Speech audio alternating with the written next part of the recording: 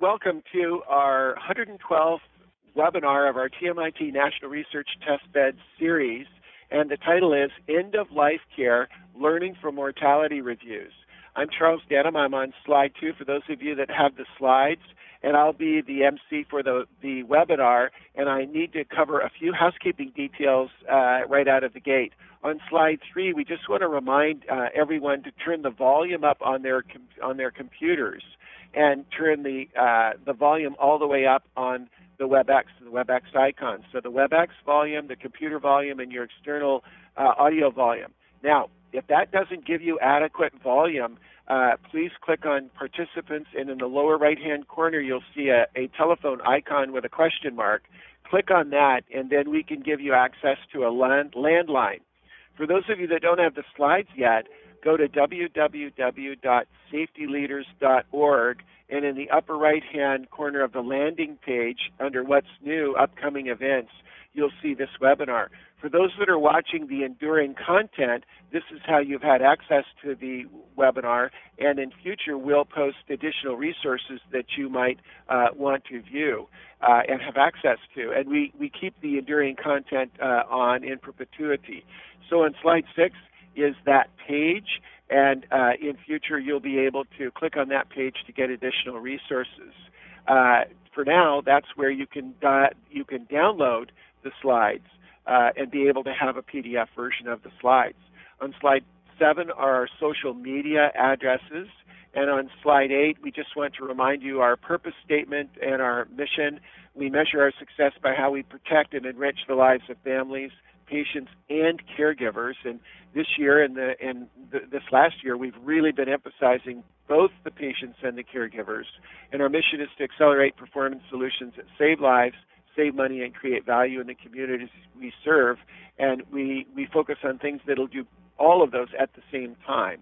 Our disclosure statements are on page 9. We have nothing to disclose, and in no way, direct or indirect, have any medical, pharmaceutical, or device companies provided funding in any way for our last, and we're in our 10th year, and they never have provided any funding. It's all provided by philanthropy, family fund philanthropy. Our speakers and reactors are on slide 10, and we have a number of great speakers who I'll introduce individually to spare time right now, and we will. Their bios also will be available, and their pictures will be available on the website. Before we get started, however, we always want to have the voice of the patient and family to kind of set our compass on the right heading and make sure that we have our heads and hearts in the right place. And no better person to do that than Dan Ford, who has been a long-standing patient safety advocate. He's a published author. He has formally contributed to the National Quality Forum Safe Practices. He worked very closely with us on the hospital-acquired conditions work for CMS, and has been a long-standing voice for involving patients and families in root cause analyses, and a real champion of that innovation. Dan, could you start us off? Yes, Chuck, I will, and I'm glad to be here. I want to thank everybody who is participating, to the faculty, to the participating folks who are listening and watching. Again, this is an outstanding faculty, like all of your webinars, Chuck. Dr. Huddleston, I've heard before several times. She's very refreshing. Her subject matter is always up to date. It is unique in its approach and its focus. She's always candid. She's got a passion for and a concern about patients and providers and the partnership. Over this last week, you've been hearing about and watching Barbara Bush, former First Lady, and her thing. She's been a long-time role model of mine. Her decision in the last week regarding her life-death transition really helped me to put some focus on this subject that we're talking about today. I happen to be a 75-year-old patient safety advocate, and those thoughts go through my mind every now and then. She's been quoted for a number of things. One is on the needs of others, and this really, for me, put it in focus today. And I quote, "Giving frees us from the familiar territory of our own needs by opening our mind to the unexplained worlds occupied by the needs of others. Couldn't think of a more appropriate use of words to really open this up today. Back to you, Chuck. Thank you. Thank you very much, Dan. I really, really appreciate it. And as always, your words are terrific. I am really excited about our topic today, so I am going to really move very, very quickly through the news update and through our national survey because we've got some great speakers. So I'll jump right in and do so and just address a couple of things in the news and we've put these slides in so that you can go back and look at them and brief your teams, but the Leapfrog Group addressed the fact that only a third of our hospitals meet their requirements regarding technology. So critical. Come back and take a look at this and look at actually the original survey for the Leapfrog Group and really felt that the technology tied to the safe practices were critical. The next slide really addresses how healthcare mergers can really pose some patient safety risk, and we see that when you're crashing these platforms together in communication. And so our pitch to you is to just make sure you use some of this as a reference for funding that you might need as you're acquiring programs and trying to mesh documentation protocols, supply chains, and technology platforms. Another study has shown, which is interesting, that when the physicians received immunity from malpractice suits, that they saw the number of harmful events go down by 13% over a 4-year period. This will be interesting to follow, and there are some unintended consequences of tort reform, and then there are some positive consequences, and I think important to keep our eye on that. As our audience, our regular audience know, we've been working on bystander care and pre-hospital care, patient safety, and through the emergency department, and it's interesting that our Silicon Valley companies, Apple, NVIDIA, and Oracle have jumped on the bandwagon to get ready for active shooter events and the Stop the Bleed approaches that all of us are now getting attuned to and recognizing that Stop the Bleed will be the CPR of this decade. The other big issue that we cover in our MedTech program are opioid overdoses, and we will be bringing shortly a national sort of view at what the laws are and how the pharmacies can be engaged to get businesses Narcan. We're working here in Orange County actually to try to get them for very large churches, schools, and organizations. And it's not as easy as one would think when you look at the laws, because a lot of the pharmacies and the procedures and policies have not caught up. Back to you on that. The GAO report revealed that we still need a lot more to do to keep beneficiary data secure. So if you're working in the area of cybersecurity and medical identity and the medical record contamination, which is a critical patient safety issue, which John Nance will be coming back later this year to address. Another article has popped up there regarding that.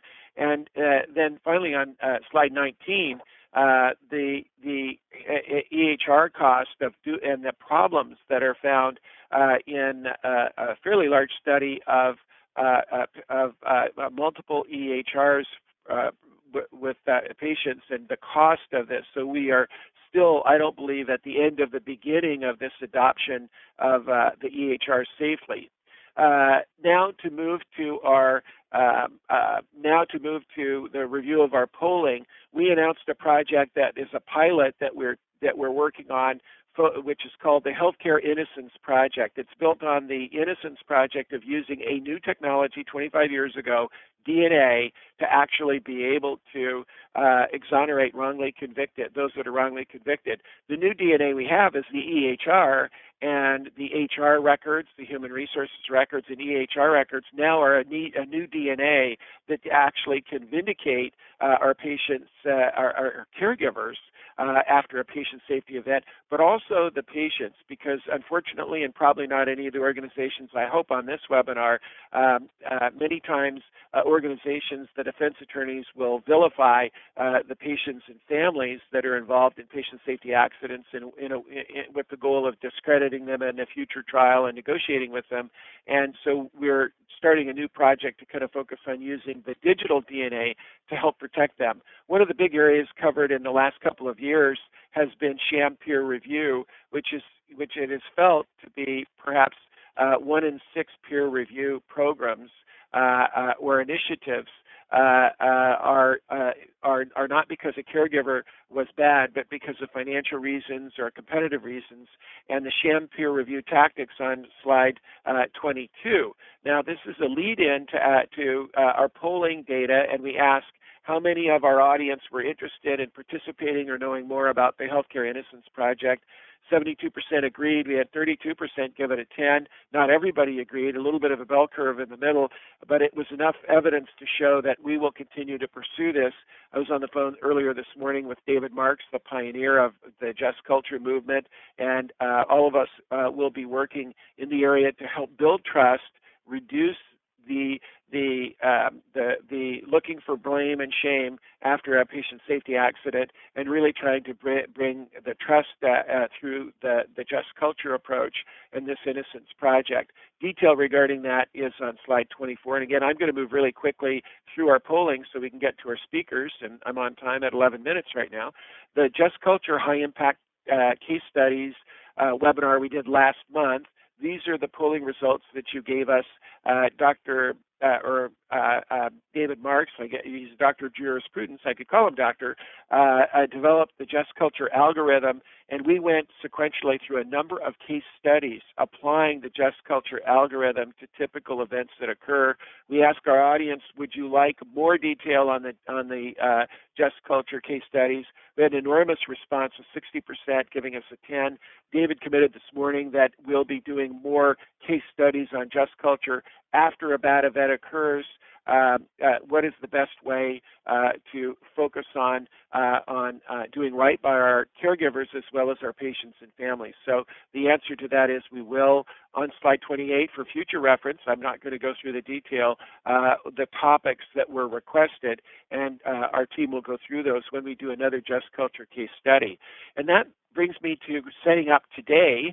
And I wanted to provide some insights to those of you that have not watched our prior webinars. I challenge you to go to www.safetyleaders.org, where you went to receive these slides and this program, and watch some of the videos that Jeanne Huddleston, who is a spectacular speaker and brought some just tremendous speakers, is wonderful as those that we all have today, and covered this topic on multiple webinars. And so I told Jeanne I would show a number of our polls. So what we've done after we've had Jeanne speak is we said, are you interested in a deep dive webinar on mortality reviews and safety learning systems?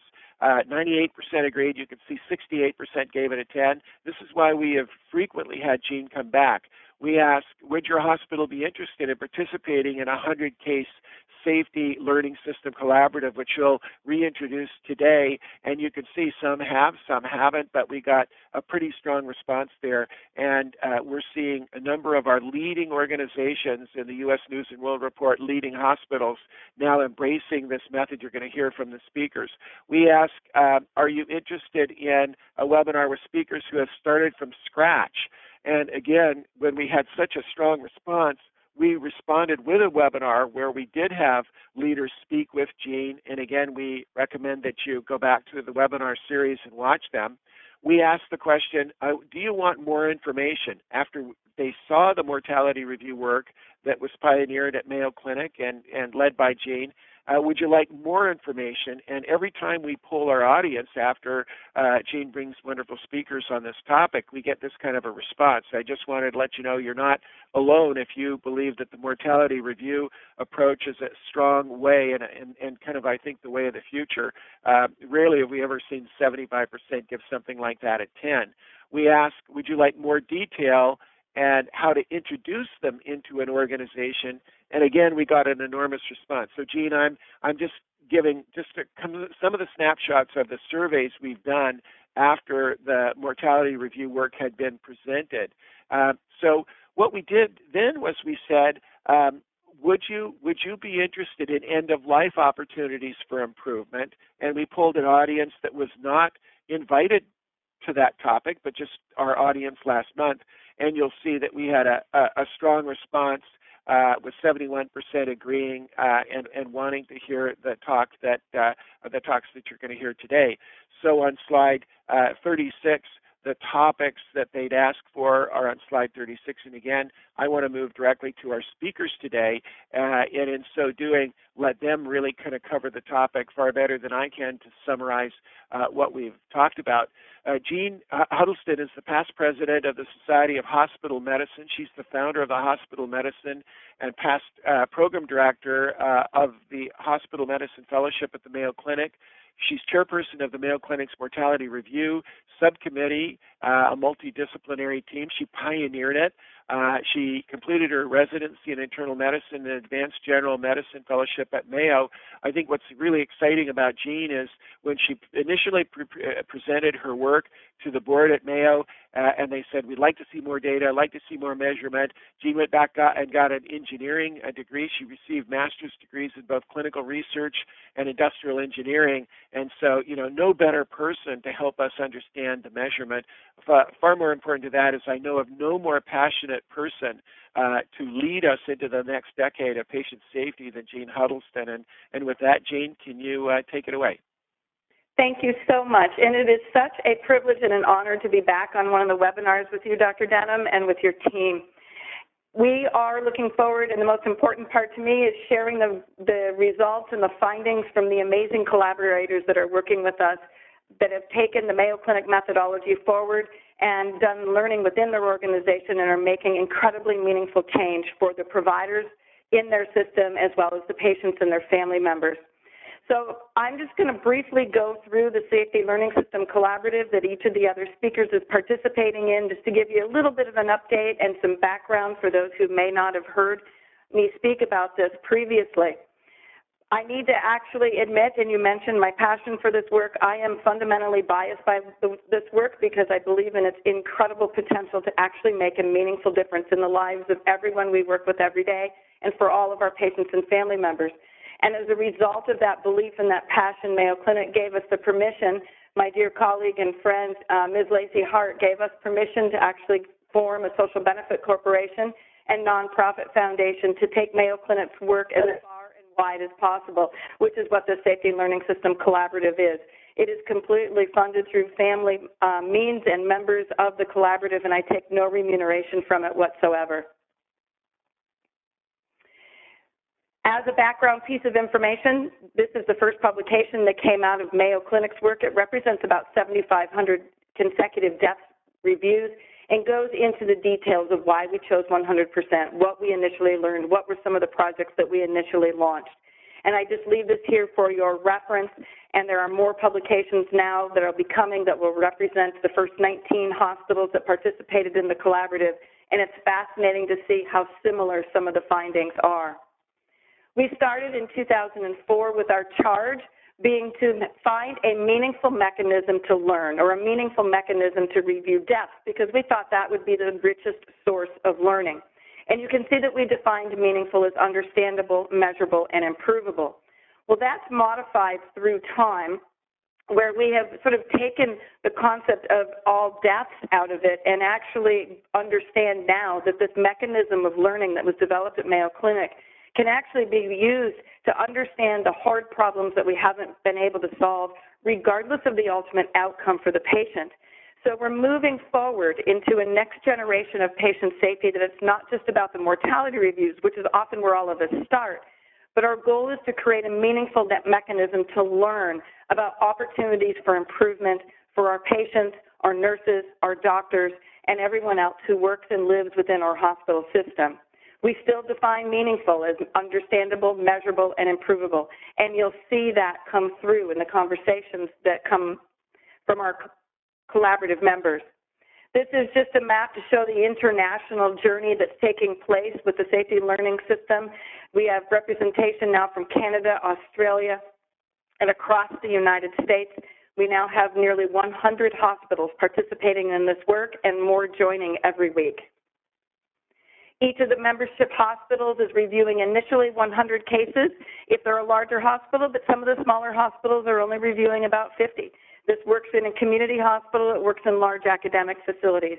The implementation approach is completely flexible to meet the organizational needs so that everything is meaningful and practical for an individual hospital participating. The individual hospitals participating use the Mayo Clinic methodology to identify opportunities for improvement, and in using a multi-specialty nurse-physician team of reviewers, discuss those issues to understand which are opportunities by reaching a consensus. Those hospitals are participating reach consensus and then learn to share things broadly, and that is very individual. Every hospital has a different culture, different mechanisms for shared understanding and educational programs. And so these are the three major steps that each of the participating hospitals is going through. Ultimately, they're learning the difference between peer review, which is important, it needs to stay in place, but removing the concept of every death going through a peer review screening process and into a safety learning system, where a patient's reviewed because they're a member of a cohort of interest, whether it's readmissions, mortalities, sepsis, end-of-life opportunities, et cetera, and they identify those opportunities for improvement and share them broadly so that as many people as possible can learn. The journey, the implementation journey, looks circular in this diagram, but it can go back and forth and across and all sorts of different things. But ultimately, everyone's going through training, participating in a larger collaborative, collaborating with each other, going through discovery, change, and research in each of their individual settings. The collaborative offerings are only continuing to expand as more and more join. And the results that we have found have been generalized now to every single site that has participated. We are all spending more than 80% of our time, money, and energy working on the hospital-acquired conditions and hospital-acquired infections as mandated by regulatory or other external bodies. However, within the collaborative, more than 80% of what everybody's finding are the omissions, not the commissions. So we're spending our time on the wrong stuff. So how do we as organizations begin to shift some, not all, because we can't stop working on those rare hospital-acquired conditions and hospital-acquired infections, but how do we begin to shift some of our resource, time, and energy towards the things that will actually impact more lives, thousands of lives in each of our individual facilities? Now, this next data point is actually from the MedStar, Georgetown, and their affiliated hospital system. And it has been replicated in every hospital that's actually reconciled what they're finding in the safety learning system using the Mayo methodology when they reconcile it with what their incident reporting system, whether it's in MIDAS or RO Solutions or wherever it is that they're holding that incident reporting data. When they take what they find from the patients and actually look at what's in their existing system, 95 to 100% of what they find in these reviews is not in their existing patient safety outcome data. Now, that's not new news to any of us in the trenches. However, it looks different, and it is new news when it's actually reported up into leadership in a way that has meaningful diagrams and stories.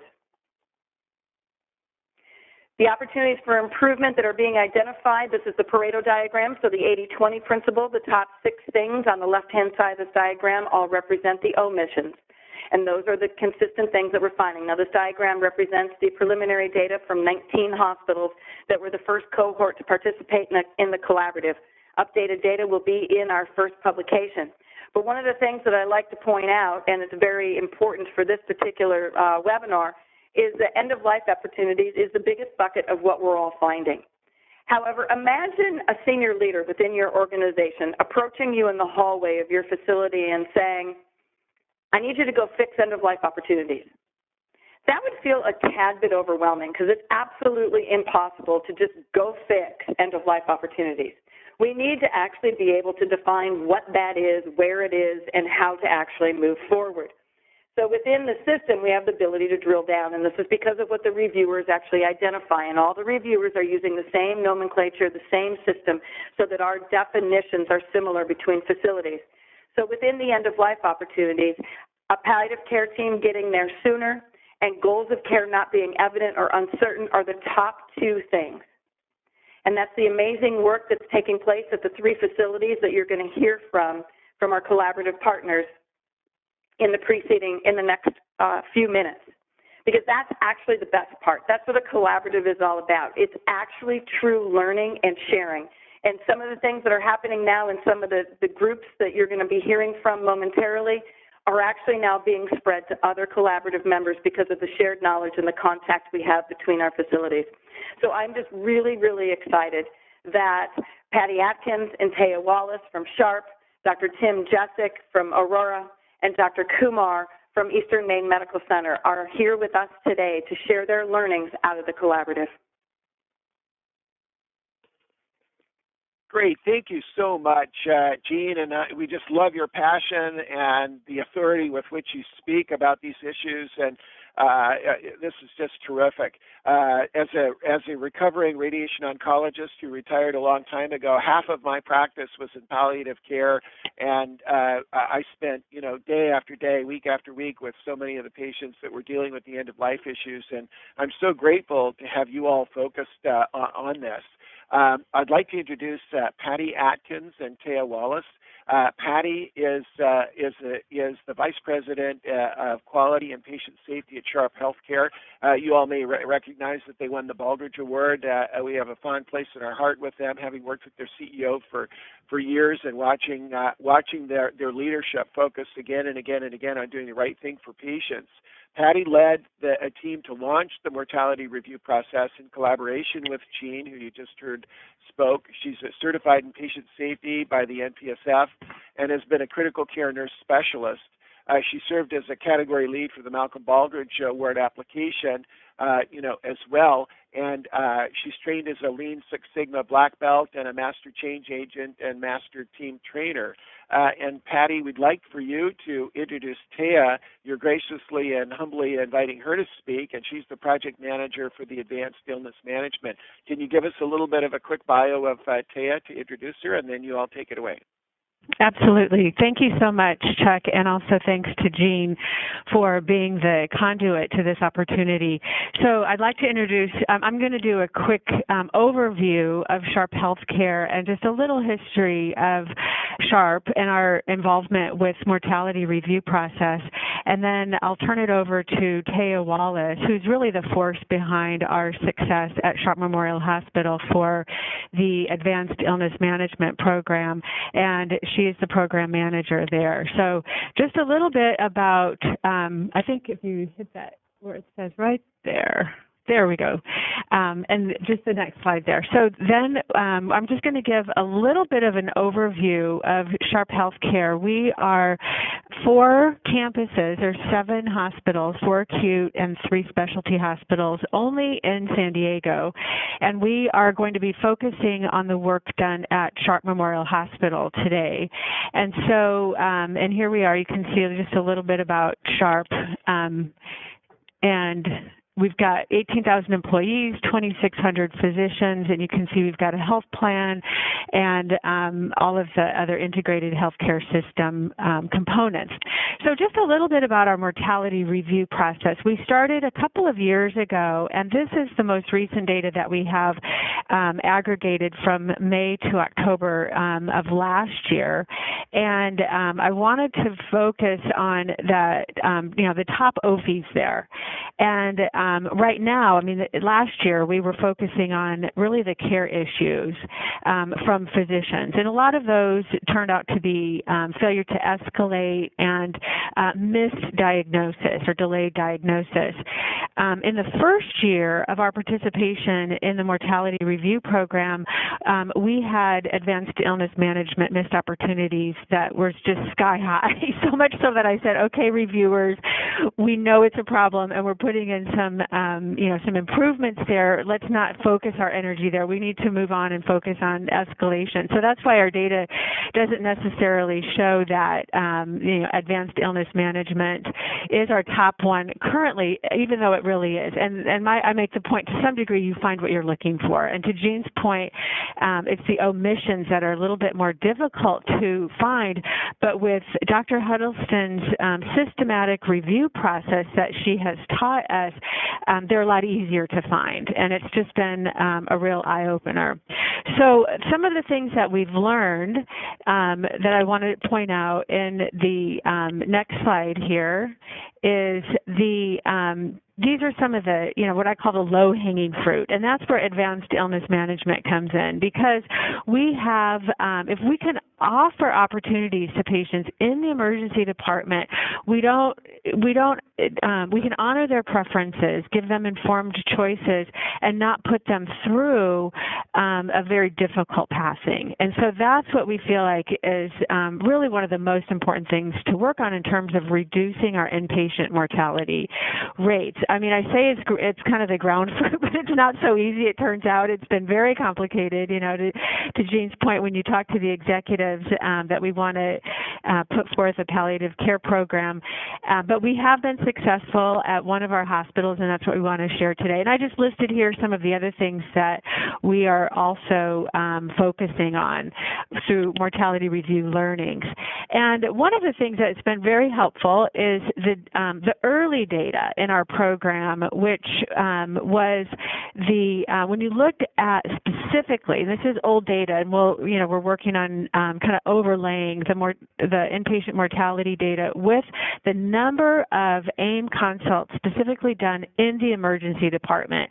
And when we presented this slide to some of the executives over at Sharp Memorial, it was obvious to them that this was how we can, really reduce the inpatient mortality.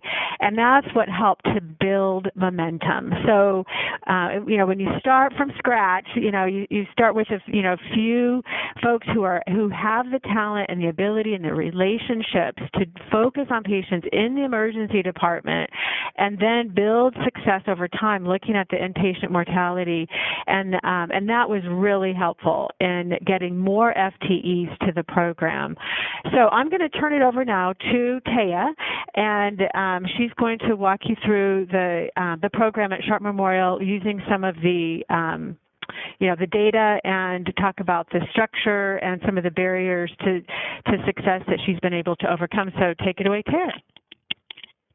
Thanks so much, Patty, and thank you for everyone that's called in today to learn about what we feel like obviously is very important work. Again, my name is Taya Wallace. I am a nurse at Sharp Memorial Hospital. I'm currently in the role as program coordinator for our advanced illness management team. Just so you have a little bit of background on me, I'm an oncology nurse by background. I've spent the first 8 years of my nursing career on a very high-functioning inpatient oncology unit, also at Sharp Memorial Hospital here in San Diego, and then have moved into this role over advanced illness management just in the last couple of years. So first, just to Jeanne's point from earlier, in terms of how we get started with this process, how do we even define what type of patients we're looking for, what population needs to have these conversations? So how do we define advanced illness, and how do we define advanced illness management? The Coalition to Transform Advanced Care, or CTAC, defines advanced illness as occurring when one or more conditions become serious enough that general health and functioning decline and treatments begin to lose their impact. This is a process that continues to end of life. Advanced illness management, or as we call it AIM at Sharp Memorial, is used as the overarching term to categorize the set of services available to patients and families during the trajectory of their illness.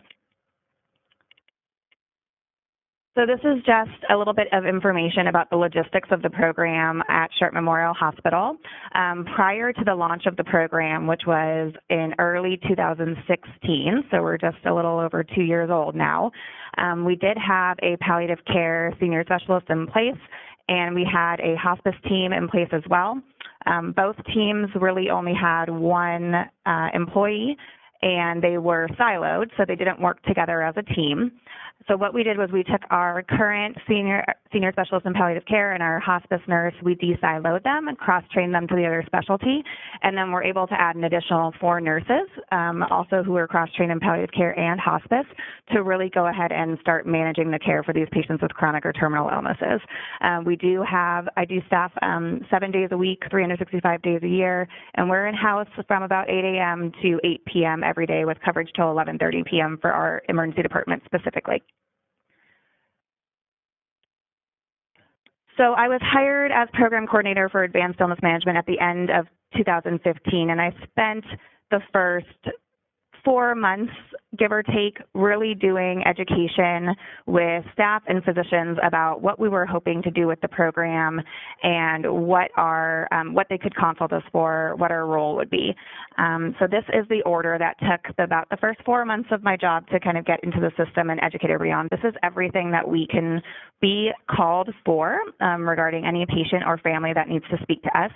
We can see people regarding new chronic illness diagnosis. At that point, we're just doing disease process education and event prognostication for those patients that have a chronic or terminal illness that has a trajectory that we can predict. Goals of care discussions, advanced care planning, palliative care, hospice, withdrawal of life support, transition to comfort care. We are an LVAD center, so we do see all of our patients that are being considered for LVADs or TAVRs, and then we have other special instructions in there as well. The goals of the program were, first of all, to establish a palliative care presence in the ER, to really discuss goals of care with patients and families, as well as code status prior to admission. We also wanted to move in-house palliative care services upstream in chronic illness, and then streamline the services that were available for patients living with and dying from chronic or terminal illnesses. I do want to take a second to tell you a quick story about the first patient I ever saw in the ER as we started our AIM journey. I started education with our ER physicians in January of 2016, which is where we have that early data beginning. And I've really had them focus on a couple of specific populations where we really felt like we could make a difference by seeing these patients early on. So the first patient I ever saw in AIM consultation in the ER was a 92-year-old female, in end-stage renal disease. She had been a SNF resident for the past 8 years of her life. She was requiring hemodialysis 4 times a week for about 5 to 6 hours a day. She was sent to our ER while en route from her SNF to her dialysis clinic for persistent hypotension. Her blood pressure was too low to receive dialysis, so she was sent to our ER for triage. And I was contacted by the ER physician. We went and saw the patient together. She was bedbound. She was contracted. She had stage 4 pressure ulcers. And she endorsed being in excruciating physical pain constantly every day of her life for about the last 8 years. Her life literally consisted of being transported back and forth from her skilled nursing facility to dialysis, and the rest of her time was spent in bed. We gave her a couple of options regarding her care. She did arrive to our ER with EMS paperwork stating that she was full code, full care. So one of the options we gave her regarding that was we could put her in the ICU, start another central line, put her on vasopressor support, and potentially get her blood pressure high enough where she could be dialyzed. Best case scenario, if she were to survive the hospitalization, would be back to the nursing home to continue with the same pattern that she'd been living for the last 8 years. Or the other option would be to de-escalate care and really focus on her comfort, stop dialysis, and allow her to pass away naturally. And she looked at us, and at first I thought she was going to say, of course I want everything done. But she actually looked at us and said, I can stop dialysis. And she said if she had known she could have stopped dialysis, she would have stopped dialysis 8 years ago. So she chose to forego any further aggressive treatment. We placed her on comfort-focused treatment, essentially inpatient hospice, and she passed away peacefully later that day. So that just kind of shows the impact of what we can do. That was avoided inpatient admission, avoided inpatient mortality, avoided ICU admission, and most importantly, it was the right thing to do for the patient. So what barriers have we had to success? The first major barrier is the culture around this topic, not only hospital culture, but the culture in the society. Really as a society, I think that we view death, although it's inevitable for all of us, as an enemy that we're supposed to avoid at all costs. And certainly as a hospital, we also look at it like that. So I think there has to be a big shift in focus, which takes a long time, and a change in culture around acknowledging that when death is inevitable, as it is for all of us, but as we near that process, that we really should be shifting focus to maintaining those patients' comfort and their dignity, because that's really when you talk to patients about what they want for their end-of-life care and what families want for their loved ones, they want them to pass away comfortably, peacefully, and with their dignity intact. The other barrier really was physician and staff buy-in. We really had to do a lot of education with our medical staff and nursing staff in terms of what we were trying to accomplish, and get their consent really to be active participants in order for everything from identifying appropriate patients to allowing the time that it takes to have these conversations, and agreeing to really take patients' wishes and families' wishes into account when making the plan of care for patients. So I want to spend a little bit of time on our ER data. I'm sorry, this is a very busy slide. The gray line you see at the bottom, the gray curve, is our initial ER consultation data from calendar year 2016. Honestly, like I said, that's when we started physician education, was January 2016. We had to beg, borrow, and steal for a little while for consults in the ER. It was a little bit of a slow going process, but by the end of our first calendar year, we were seeing on average about 100 consults in the ER. That yellow line then is, the yellow curve above that is our calendar year 2017 data for our AIM consultations in the ER, so a large improvement. And that blue dash at the top is where we started out 2018. We had a record month in January of this calendar year with 177 consults in the ER. As you can see at the bottom there, our 2017 total was about 1,800 consults, I believe. Oh, 1,400, excuse me. Okay. This is a really interesting slide.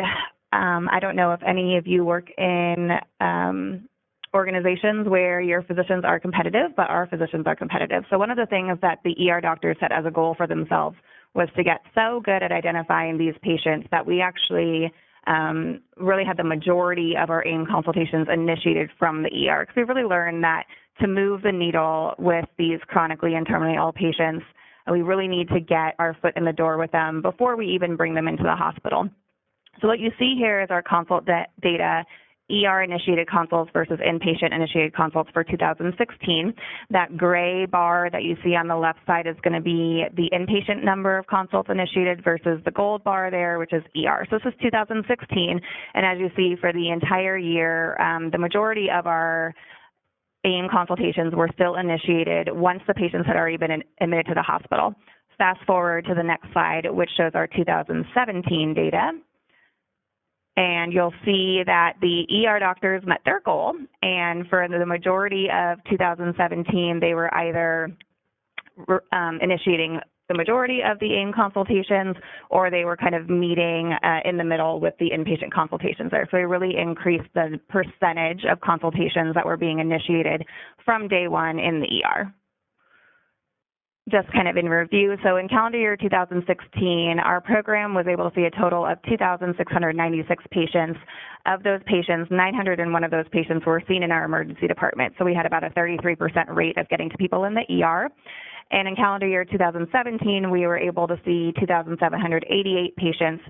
But the big dramatic increase there was that 1,463 of those patients were seen in our ER, leaving us at a 53% initiation rate in the ER versus having the patient already be inpatient in our facility. So 63% increase from calendar year 2016. This is what we're using across our system currently as our dashboard. This is definitely a work in progress. We started meeting as a team, all the AIM leaders from across the system, last February, so February of 2017, to talk about how we wanted to measure the success of our programs. I know there's a lot on the slide and it's really hard to see, so we'll just walk through it quickly. Sharp Memorial is that blue bar, is going to be the blue on all the slides that you see. So what we measure is how many consults are we getting? How many patients are we seeing? That's the top left, AIM Navigator visits by location. We measure below that how many visits each patient that receives a consult gets. On average, we see patients about 3 to 4 times during their stay in the hospital. We measure timeliness of AIM Navigator visits, which is that box with all of the bright green there in the middle on the top. We measure how many consults are being placed within 4 days of an inpatient admission. We want to make sure we're getting to patients in a timely manner. And then on the right side there, we measure how many patients we actually see versus how many orders come in. Our goal is always to see at least 95% of the patients that we're receiving orders on. Ideally, we would see 100%. And then below that, we do measure and try to capture what patients we're missing. Oh, right. And key point for the timeliness of AIM Navigator visits, that top middle grouping, our goal for the ER is to see patients within 30 minutes of the consultation being called in, which is important for ED throughput. We have to keep ED throughput in mind as well. Okay. And then this is our second part of the dashboard, which really measures basically what our consults are coming in for, so whether or not we're being consulted for things like advanced care planning versus goals of care versus transition to comfort care, withdrawal of life support, and then what our outcomes are as well. The last thing that we're measuring as an organization is how many of our patients that pass away in our facility do have an advanced directive or pulse on file. So finally, I wanted to share with you a statement about accountability that I actually share with any nurses or physicians that I'm educating on this topic. And it basically just says we are not only responsible for the acute outcomes of our patients, but we are truly responsible for the long-term consequences of that same care that we're offering and subsequently providing. Great. Well, thank you so very much. What a terrific presentation, and I know there'll be some great questions afterwards, and it's amazing the impact that you can have in keeping the patients from going in the house and being able to address this from the standpoint of being in the emergency department. It's now a great pleasure, and we'll come back to you with questions and some reaction, but it is now a real pleasure to introduce Vikram Kumar at the Eastern Maine Medical Center. We are really pleased to have him address this. He's the Medical Director of Performance Improvement at the Eastern Maine Medical Center in Bangor, Maine, and he's responsible for leading the projects that relate to performance in various CMS measures as well. He is responsible for work there as an attending anesthesiologist in the cardiac surgical program with about 300 to 350 hearts annually that are performed there, and has launched the electronic database that's the backbone of their quality improvement program. Vikram, we're very pleased to have you today. Please take it away. Thank you very much for your nice words, and my work is going to focus on primarily surgical patients. We started, I transitioned into this role about a year and a half ago in late 2016, and one of the first challenges we overtook was to focus on surgical mortality. To give you a little bit of background on our, to give you a little background, that's our hospital. The building right now is a new building, Pavilion building, which we're very excited about. We are a 400-bed tertiary hospital. We are in Bangor, Maine. We have a wide referral area covering about northern two-thirds of the state. And since our work is focused on the surgical patients, just a little bit few words. We do all sorts of procedures except left ventricular assist devices and transplants and congenital hearts. Other than that, we do almost everything. We're a level 2 trauma center. And so our journey began in the surgical group. Cannot reiterate enough, we have committed surgeons who were very keen on improving our performance in surgical mortality. The data, the call for action came about from the NSQIP database. That's the National Surgical Quality Improvement Database. And our performance on the NSQIP database and the data on the PSI-04 metric, which is the indicator for death in surgical patients with serious treatable complications. So the data from both those data points, one being an administrative data set and the other being a good quality database, showed us that there is room for improvement for us as an organization. So with that in mind, we started doing the mortality review, and very quickly we reached out to Dr. Huddleston, and that work has been instrumental in sort of giving direction to our efforts, if you will. So we started doing the mortality reviews on our own, and we adopted the SLS methodology about 8 or 9 months of doing the mortality review. So can't thank the team enough. As Jeanne would say, it's really the mortality, it's the reviewers that do the job. So we started with a surgical group, and we expanded to cardiovascular group. This was the team. These are the reviewers who devote their time and energy into reviewing these cases, and most importantly, hold themselves and hold the organization to a higher standard. Very different frame of mind than the usual events where a sentinel event and a root cause analysis or where there's a clear commission. So it's a completely different frame of mind, if you will. And so this is the Pareto from our side. And as you can see, the Pareto from our side, end of life opportunities is the biggest opportunity for improvement. Roughly 25 to 30% of our patients that die, we see an opportunity for end of life. Now, this is a mixed data set, as in the first 75 or 78 patients we did in our own, without the SLS methodology, but highly inspired by it as at the time we were in the process of signing up our contract.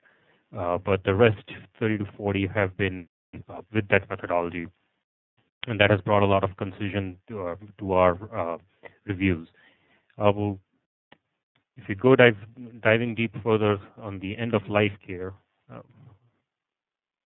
sorry, bear with me. The slides, yes. The opportunities for end of life care, palliative care team could have listed earlier. That seems to be our most common thing. And this slide is very important. And the rest of the things we have labeled as low: symptom management and family and patient expectation management and goals of care.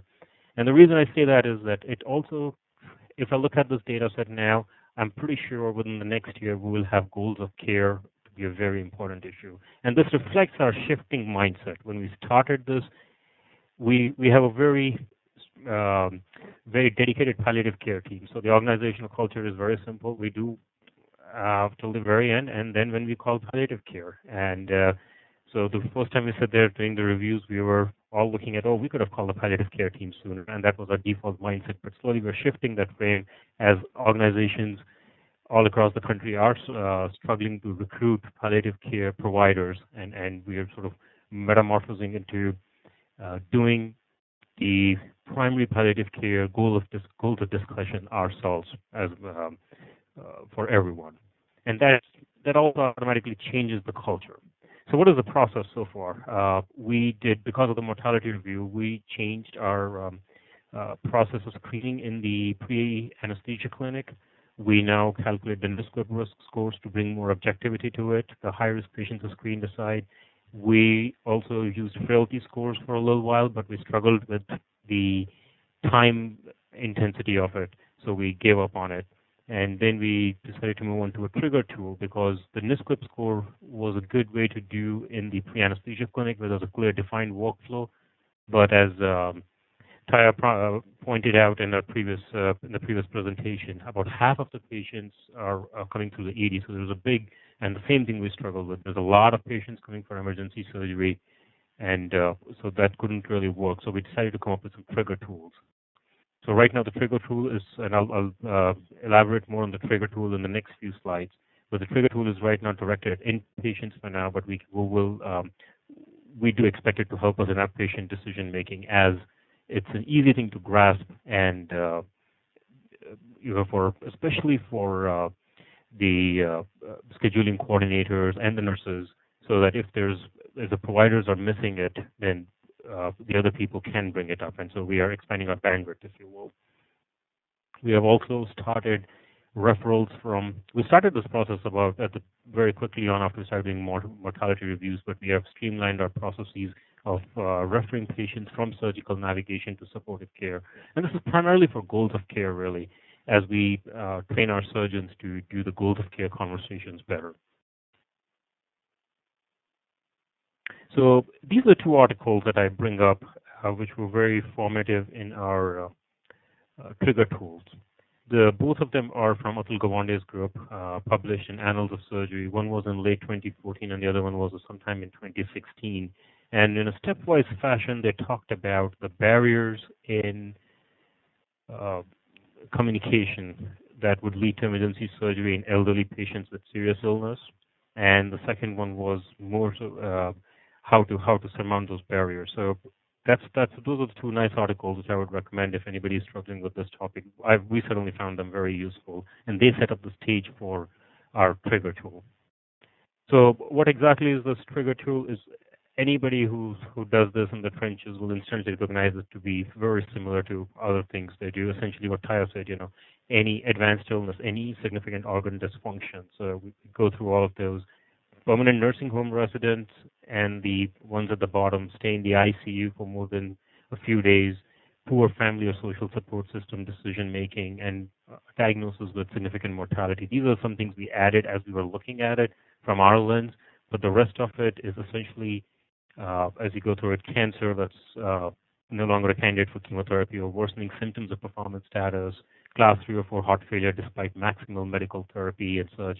And the list is pretty self-explanatory, but essentially it mirrors closely what you saw in the last presentation. I'm pretty sure it will mirror what Tim is about to present. And going back to stay in the ICU, that again is a sort of a reflection of where we are as an organization. When we started, we were just evolving in this process ourselves, and now we are holding ourselves to 4 to 5 day standards. So we will be moving this up further, sort of in line with what you just saw from Sharp. This is just a schematic of what exactly we're doing in this project. We started off with the presentations, rolling out the trigger tools. We are in the process of training our surgeons, leadership, case managers to have goals of care conversation. We are narrowing down exactly what framework to use for the goals of care discussion documentation. We haven't. That's the part we are struggling with right now. And then we will monitor how our prevalence of this opportunity for improvement palliative care team could have been called earlier goes down over time in the Mortality Review Collaborative. And we have seen a spike already in our surgical referral to palliative care, a significant spike in the last few months itself, even before we have had a chance to enroll the process formally. So that speaks to our culture that's changing slowly and steadily just as a result of mortality review, and that makes a whole lot of difference, makes the barriers, it's easier to surmount the barriers. With the cases that go around, the stories that go around, it becomes easier and more smooth, if you will. Thank you very much. Thank you very much. We really appreciate your overview. Look forward to the dialogue amongst you and Jeanne and Patty and Dr. Jessic. So we'll move quickly to Dr. Jessic, and we're doing well on time. He is a physician with Aurora Healthcare. He's board certified in palliative in family medicine and the co-founder and president of the Palliative Care Network of Wisconsin. Dr. Jessic, we are so grateful to have you on board as well, and we know that you and the other speakers will actually be speaking again tomorrow to another group. So we're grateful that you took the time to speak to us today. Rather than extend your bio, let's go ahead and get started and listen to you, and then we'll have you all have a good conversation. Well, then thank you very much. I appreciate this opportunity to talk, and what great work is happening. People are fortunate, as I am, to hear all these great stories. The two main points that I really want to bring up today is, number one, as a recovering family physician, but now a palliative care physician, it is possible to train docs new tricks. They do learn. They can experience culture change. But the second big part of this is really the data that we obtained from Mortality Review was key in implementing some of the changes I'm going to discuss in the next couple of minutes. It was key in gathering support from leadership. It was key for the culture change, goals of care discussion training, but also systems change. Just a little bit about the Aurora Healthcare System. It's in southeast Wisconsin. We have 15 hospitals. My current hospital is the second biggest hospital in the system, but I consider it really more of a community hospital, so probably similar to a lot of folks on the phone right now. What's incredible about our system is that we've had quite a bit of support as far as palliative care goes. We have over 20 palliative care clinicians throughout the entire system, but we saw very, very early that there's just not enough palliative care specialists to see all the patients that need to be seen. At my hospital, I'm seeing 5 to 7% of all the admissions, but study after study tells us that 20% of all people admitted to the hospital have some sort of unmet palliative need. So with that in mind, we knew that we need to do a little bit more, and it wasn't just hiring more docs. For our hospital specifically, just intuitively, our gut told us that there was a lot of problems going on, a lot of things that were broken. We saw a lot of patients that were dying in the ICU that maybe didn't need to die. Our ICU death rate was higher than we would have hoped. We clearly saw the lack of goals of care discussions, and it wasn't just me as a palliative doc, but also leadership was saying, hey, we need to have these discussions sooner. There's confusion as far as symptom management, DNR orders, and things like that. But it was also very clear, and the concern from a lot of staff is, well, it's going to be difficult to change how doctors practice. It's going to be difficult how to provide this culture change. but we wanted to try. Part of what helped us, though, is our gut told us these problems were going on. Doing a last 50-death analysis really confirmed that, and that's why what Dr. Huddleston's doing and her group is doing is, incredibly important. Now, our last 50-death analysis was pre-Dr. Huddleston, but I'll explain a little bit later how her work is really going to improve what we're doing already. In general, I think most folks know that education by itself is not extremely effective. And at least at our hospital, we decided to either go big or go home.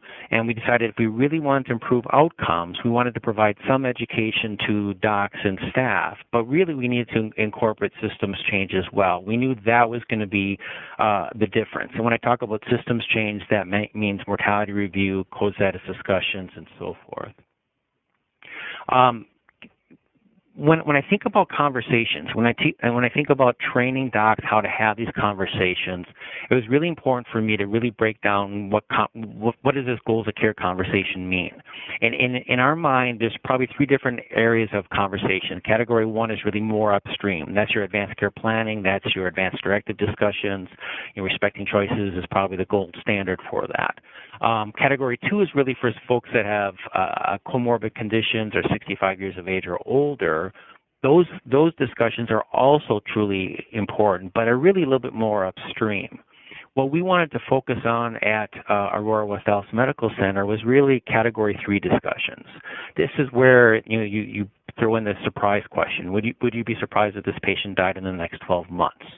At least for us, that was the low-hanging fruit. These were the sickest of the sick patients. These were the folks in our ICUs, in our hospitals, and that's really the area that we wanted to put most of our energy. So several years ago, we started with doc education. We utilized Dr. David Weissman's communication course. He's kind of the guru when it comes to this area. We wanted to focus training for docs and nurses, but primarily docs, in a small group. We wanted plenty of time, plenty of space for folks to ask questions. We talked about attitudes as far as healthcare and what's going on, what some of their frustrations were. But the big part is we really wanted to have time for didactic information about ethics, advanced directives, prognostication. But the major part of our training was really role-playing. We don't use, in our 4-hour communication course, we don't use PowerPoint presentations at all. We really want to show docs how to meet patients and families where they are, how to be as patient and family-centered as they can be, and then provide an environment which is safe to practice these discussions. We utilize the Spikes mnemonic. We really start with basic communication type of skills, and if we have time, deal with more conflict management. But this was really the basis for the doc training. Initially, talking to medical staff leadership at our hospital, after showing them the numbers from our mortality review process and showing them the opportunities for safer care and more goals of care discussions and more advanced directive completion, the story made sense. Leadership saw that there was a need for training like this. There was a need for more goals of care discussions. But to really get their buy-in, we offered the course, but we initially offered the course to our medical staff leadership. So we had the chief of staff, we had the chief surgeon, the chief hospitalist, the cardiologist, the emergency department doc actually sit down and take the course themselves. What was amazing is we invited each of these leaders to take the course. Every single one agreed to do it. And what was even more amazing is every time we went back to that same group saying, hey, we want to do some more courses, we want to train all the hospitals in the hospital, this group said, yep, it's very valuable, we saw the importance of this, we should be doing this hospital-wide. So getting their support was really, really important, and it was really based on the mortality review process and a good story of, goals of care discussions are important. Because of our successes, and I'll discuss some of our data in a few minutes, because of those successes, it was noticed by our whole system. So our system CMO basically said, listen, I like what I'm seeing at your hospital. Can we incorporate mortality review, goals of care training, and systems change type efforts at all 15 hospitals? And of course, I was naive in saying yes, because it's a big, big endeavor, but what a great opportunity to really try to implement this in other hospitals. So to date, we've been able to roll this out to over 200 hospitalists, ED docs, and specialists. We have had support from CNOs, CMOs, and Director of Quality. They seem to all get this. And even more amazing is when we had the director for the hospitalist service for the entire system come up and say, I want all of my 140 hospitalists trained. And then the ED service line director say, I want all my ED docs trained. We knew we had something. We knew we had something that was really important for everybody. So communication is a skill. As a palliative doc, that's our procedure. That's what we do quite well. We do it all the time. But as a skill, it's not something that you can learn in just a 4-hour course. It would be like training someone how to do colonoscopy in a 4-hour course and then just letting them go on their own and do it for patients and otherwise. So the important part of our training was to have mentoring sessions. Can we at 1 month and 3 months post-course really sit down with these docs and say, hey, how's it going? Have you tried these goals of care discussions? What's working for you? What's not working for you? Just to really embed this culture change to hopefully support them in their endeavors. We also would help with documentation. We formed a goals of care template that is used for the docs to document these discussions. And then we developed a process to do chart reviews, not only on a regular basis to see how many goals of care discussions were occurring, but also start looking for quality of goals of care notes. And then lastly, with our current mortality review process, we always look for goals of care or lack of goals of care discussions in the chart. Here's just a basic idea what the goals of care template looks like. We have a 2.0 version that's a little bit more in depth. The key to the template in the discussion is prognostication and really meeting patients where they are and kind of figuring out what they know about the disease process, how aggressive they want to get with care, and then coming up with a plan afterwards. But this is just an example of the template. So what was amazing with this process is even though this all started with a palliative care doc, because of the mortality review process, because the hospital saw firsthand the opportunities to improve care, to improve the safety of the care for our patients, the hospitals really drove embedding the goals of care conversation really as best practice. That took a long time, but they are now our best supporters as far as, this is an important thing to do for our patients. So now they've made this really standard of care, especially for ICU patients. We're trying to establish who has these discussions, and as you just heard, it's really all of our responsibilities to have these discussions. Ideally, it should be done medical students way upstream. It should be done by primary care clinicians. It should be done by specialists upstream. But if a patient presents to our hospital, it's our responsibility to see these folks. So betting this as part of normal practice in the hospital is really key.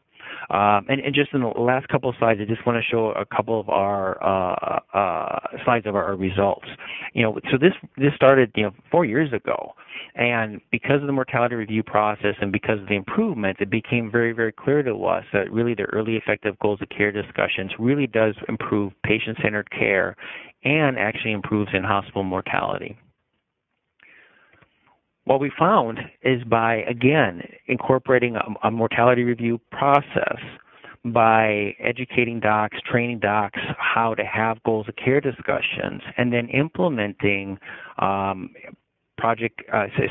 safety projects and quality improvement projects within the hospital, we saw a 27% reduction in all deaths in the hospital. When we implemented this into the second hospital within our system, they saw a 37% reduction in total mortality. We saw code 4 calls decrease by 50%, and we think that's mostly because they're having these discussions earlier and you weren't coding as many folks. But at the same time, we saw that the stat team calls, patients where blood pressure was dropping suddenly, those calls increased by 50%, clearly safer care for our patients. So in the future, culture change takes a long, long time. our work currently has been primarily inpatient, but really if we want to do this and do this well, we really need to screen all our patients for unmet needs. So developing that screening tool or formalizing that screening tool is really, really important. Follow-up training and then reinforcement, not only for the hospice, but our ED docs and specialists is going to be really important as well. We have finally come to our senses and realized that our mortality review process was not ideal. We needed a more consistent way to train docs and nurses how to have these discussions. We needed to figure out what to do with this information and how to best gather data. And that's where bringing in Dr. Huddleston and her group has been really a godsend, because we are now to a point where we need to be more consistent, and her model really does that for us.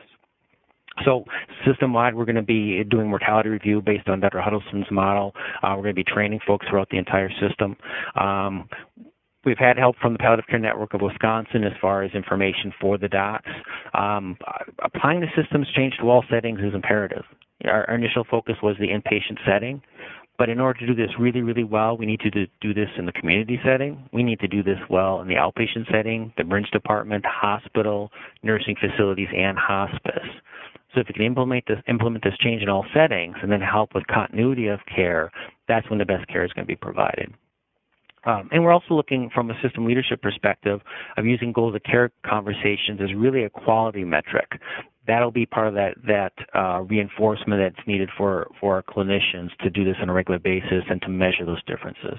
And finally, everyone was really pleased with the changes that we were able to make, with the results, with our data, but everyone kept saying this is nice that you did this before and after intervention data. Really, you need a randomized controlled trial. So now we have an opportunity to partner with researchers out of MIT to really see if nudging hospitalists to do goals of care training for specific patients can lead to measurable outcomes, mortality-wise, length of stay-wise, and readmissions. So that's our next step, is to really validate this, show the cost avoidance, and truly improve care. Thank you. Well, thank you very, very much. Terrific presentation. And I'm going to shuffle the order a little bit here and go to Jeanne, because you've mentioned Jeanne at the end of your presentation, and then we'll go to Dan Ford. Before we do, we just want you to respond to our survey questions. If you're interested in more information regarding end-of-life mortality reviews and addressing the challenges. At first, we've covered this in a broad, higher level. If you'd like us to do a deeper dive, or you'd like more on this, please respond to the survey that Kyle will be posting up on your screen over to the right. And specifically, you can put free text entry topics that you would like to address in the next question. So, Kyle, please put the survey up if you would. And we will go ahead and ask you to do that. And then the other survey questions, because we started at the beginning regarding the human resources issues and just practices regarding after accidents occur, and this issue of handling patient safety accidents, and the Healthcare Innocence Project, and using data to be able to really help understand the systems issues and not just the blame-shame sort of cycle. Please respond to the second survey question. And then the third question is regarding next month, which will be regarding central line bloodstream infections, your interest in that topic and the interest in specifics. And so now and we're right on time, and I really appreciate everyone being very efficient. First, I'd like to go back to Jeanne, since you were mentioned there at the end of your next steps with Timothy, and maybe kind of react to the things you heard and help add some texture and color to what we've been discussing. And then we'll go to Dan Ford, and then we'll go to each one of you as speakers. Well, first of all, thank you very, very much to the collaborative members who shared their information. And one of the things as each of them were talking, I sent Kyle a note because it occurred to me that an article that came out of Mayo Clinic just a couple months ago in the British Medical Journal in the open access is about identifying patients at risk of in-hospital death or hospice transfer. We used 92,000 patients in a retrospective study to create a risk model called HELP. that would help us identify which patients we should actually target, because even if we get all the generalists and we get everybody doing the goals of care conversations, which is amazing, fabulous work, and I need to personally do more work in that space.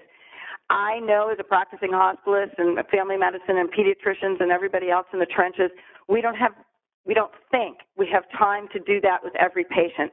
So it's helpful to figure out which one. So like trigger tool sort of thing, like what Dr. Kumar was discussing as well. And so this is just a model to try to help of all the patients in the hospital, who should the hospitalist be addressing first? Who's the most important person to have that conversation with? And so I just wanted to bring that to everyone's attention, and we'll make the article available to you on the web when you post the information from this webinar. But ultimately, every single team that presented today from each of their hospitals addressed the major issues that we're finding in the collaborative, and some of their work is being spread to other hospitals, and I would encourage everyone listening to the webinar now to feel free to reach out to these individuals to learn from their experiences and to actually move the needle on getting palliative care and end-of-life conversations earlier in the patient's experience, in the outpatient setting, in the emergency department, in the ICU when they first get there, all the amazing things. And fascinating from a surgical patient perspective, many of those patients who need that end-of-life conversation in all the cases that we're reviewing across the country are patients who ended up having an elective or semi-elective or urgent surgery who may not have chosen to proceed. And so having an anesthesiology team and surgical team actually key in and trigger which patients need to have a more careful goals of care conversation and approval process to actually proceed to surgery, I think is brilliant, and I'm really excited to see the future of that work. Fantastic. Thank you, Jeanne, and thanks for the reference to the article, and we'll make sure to have a link and have that added, and we'll add that as a slide perhaps right after this in the posted final slides for the enduring content. Dan, would you like to react? And then we'll go to Patty and her colleague as well. I will, Chuck. A couple of comments and a couple of questions. Really commend these programs in your various organizations. I'm thinking about with advanced directives, with shared decision making. I mean, this. I don't know if it's the epitome of a true partnership, but I think it really, really comes close. Two questions. How do you really get the buy-in of physicians into this? I don't know about the nurses, but the buy-ins, I have some 14 years of experience trying to plant the seed about inviting the patient and family to participate in root cause analysis, and it is really sluggish to do that. The legal counsel, in my opinion, gets in the way there too. I realize these are different subjects, but maybe first cousins.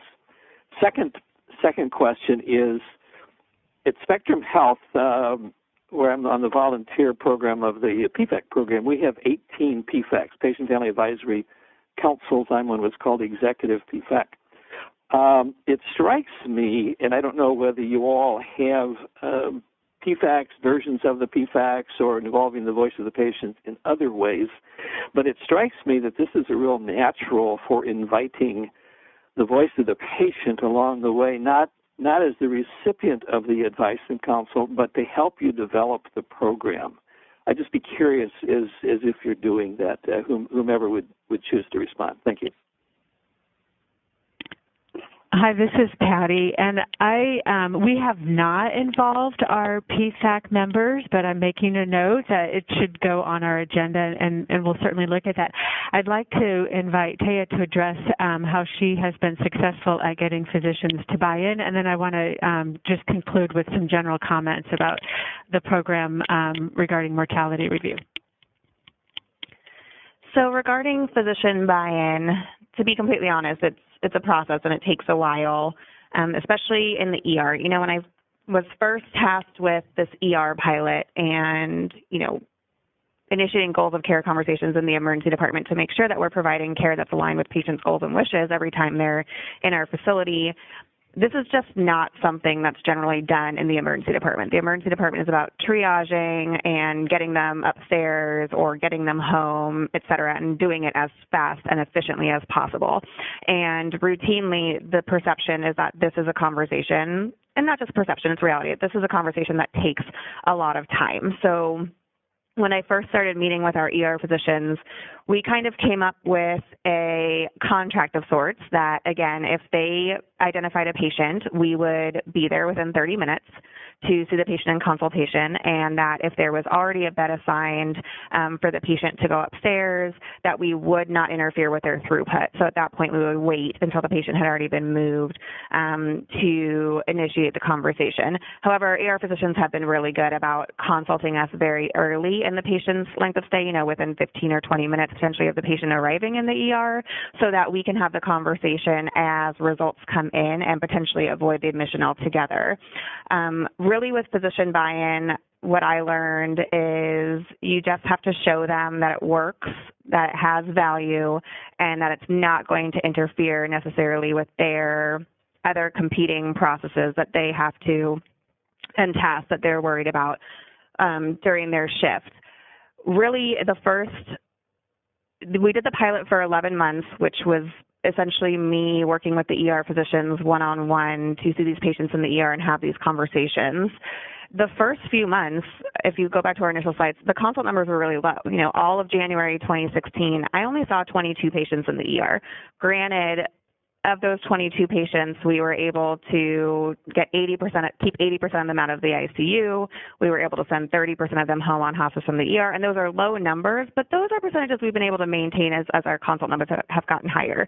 Those initial consults a lot of times were initiated by myself, actually me approaching the physician and saying, hey, I see this patient here in the department. I think they could benefit. Can we go ahead and give this a shot? And I think as soon as they realized that there was value and that we really were doing the right thing for people and we were avoiding unnecessary, potentially non-beneficial or futile treatments, procedures, et cetera, that they really had a much easier time buying in. And nowadays, I think that we're a pretty integral part of their team. Thank you, Taya. That's a great. I'm so glad you brought that up. Patty, did you have additional comments?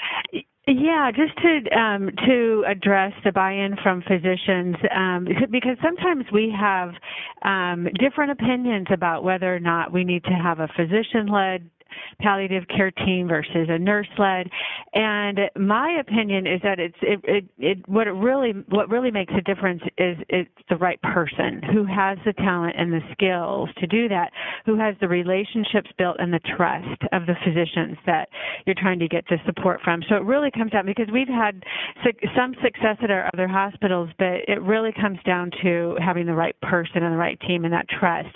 The other thing that we're leveraging is the surgical appropriateness requirements that Leapfrog is putting forth, and so it's giving us an opportunity to look at our the surgical appropriateness criteria and policies.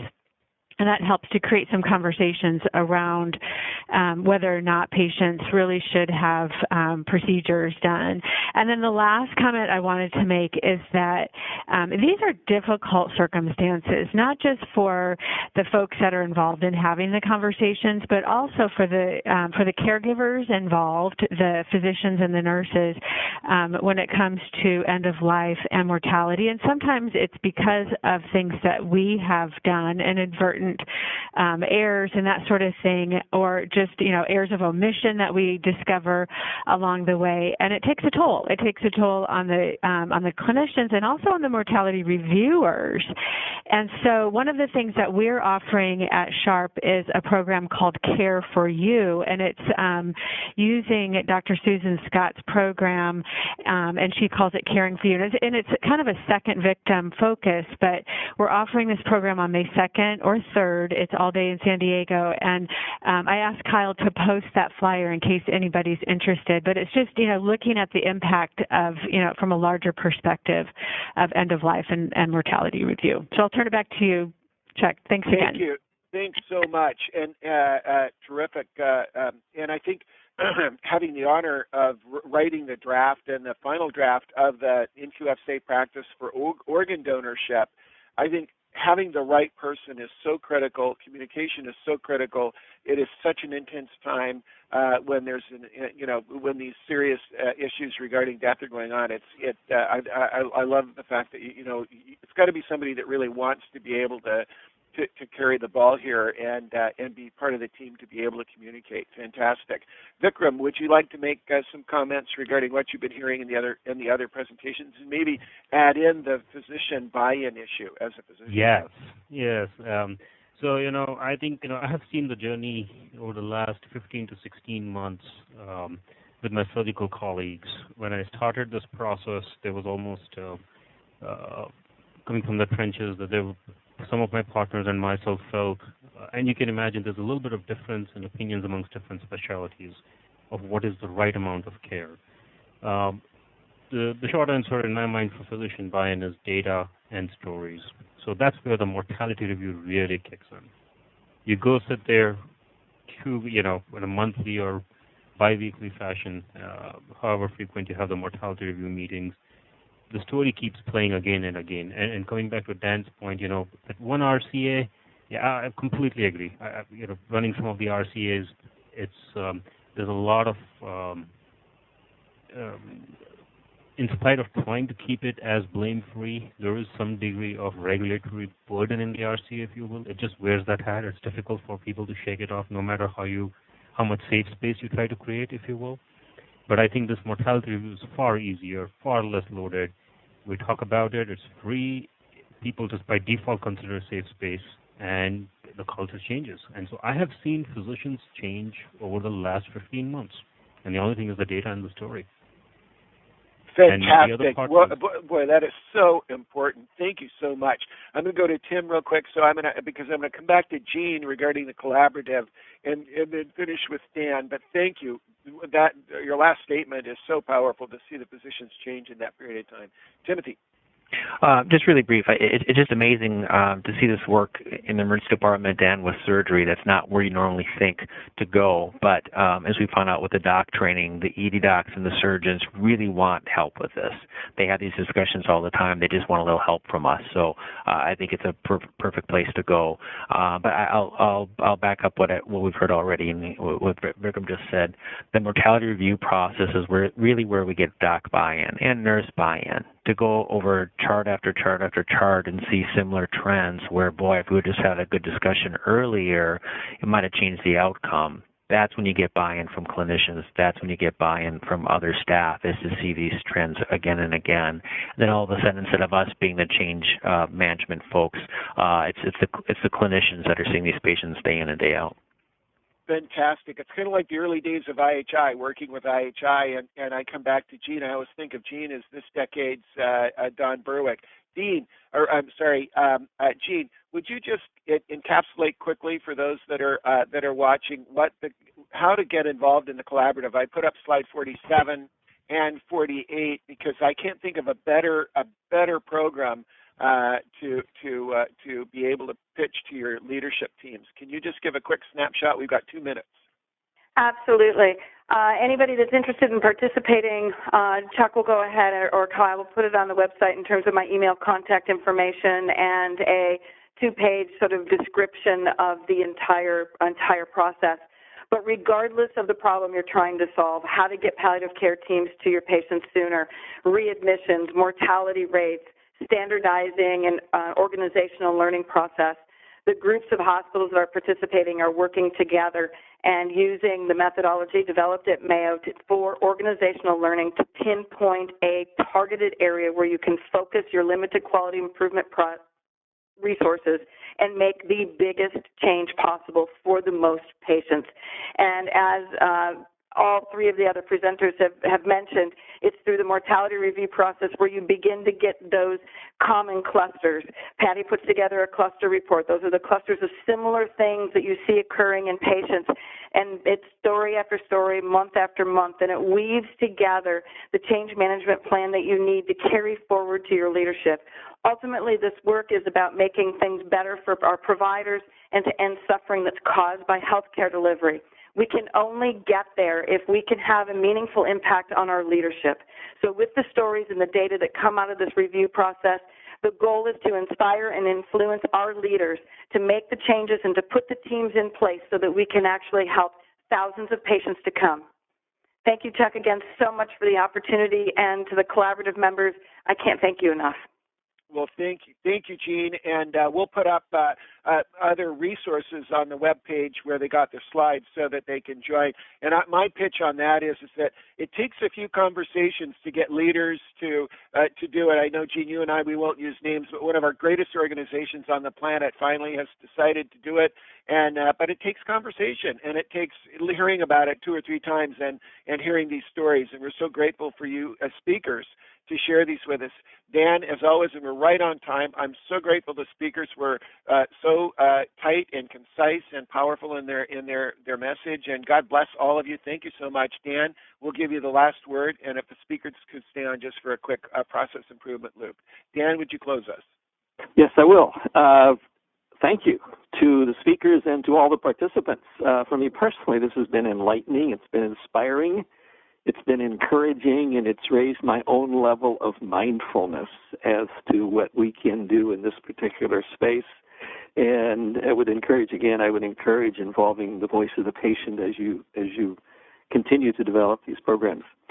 And I'll cut off there because, Chuck, I'm not usually one that will make this last very long, so that's my role here, and thank you for including me. Thank you, Dan, and we're so grateful. This is my favorite thing in the month to do are these webinars. We've been doing it. It's our 10th year, and we're so grateful for all of you listening, and have a wonderful day. And I'm going to speak with our speakers regarding what we might be able to all do together next. Thank you very much. God bless you, and have a great month.